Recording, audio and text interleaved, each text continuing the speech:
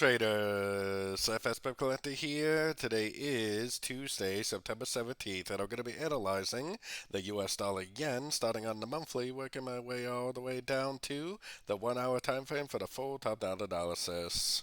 So on the dollar yen, I do think this is the end of a wave 5, and if it is, it will take out the low of wave 4, but you have to keep in mind this is the monthly, and I would expect even if it does take out the low, it probably to take many months.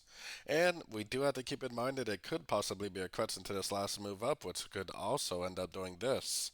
Either way, whether it's an ABC or 1, 2, 3, I think it's going to take very long time to play out, so we're not too concerned yet.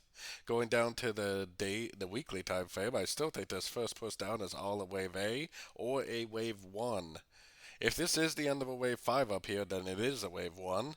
But the trading strategy is exactly the same for a wave A and a wave 1, which is looking for shorts on shorter time frames. The trading strategy for the next move should be a wave B or a wave 2, which is exactly the same, which is looking for longs on shorter time frames. So in my opinion, it's not really too important to know the difference as of yet. Going down to the daily time frame. On the daily time frame, like I said, I think this is all still one downtrend, either a wave A or a wave 1, and the downtrend is not over. As you can see, definitely no break of structure, definitely no higher low, no reason at all to think that the downtrend is over, so I am for sure still looking for shorts on shorter time frames. Going down to the 4 hour time frame, my last structure level is still way up here. That's the level that will tell me that this trend is over on the higher time frames. Now we do have 1, 2, 3, 4, 5 waves down right there, so I do think we are probably going to make a move up. And if it makes an ABC pattern to the upside and pulse it down, I will definitely sort it again. On the other hand, if it goes up and breaks structure, then I will stop looking for shorts and I will definitely start looking for longs again.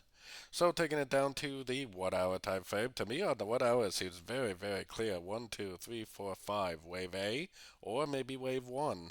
I would expect this to be a crutch and probably wave B or wave 2.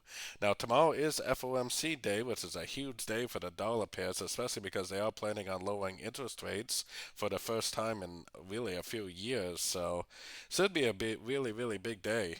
To me, if it goes up and breaks structure, I'll definitely start looking for longs, but I still think there's a good chance that this could actually end up being an ABC and continuing the downtrend. I think that we may just be in a crutch into the last 5 waves down. So don't forget to join my free Discord channel, which is linked down here in the corner, and as always, thank you and happy trading.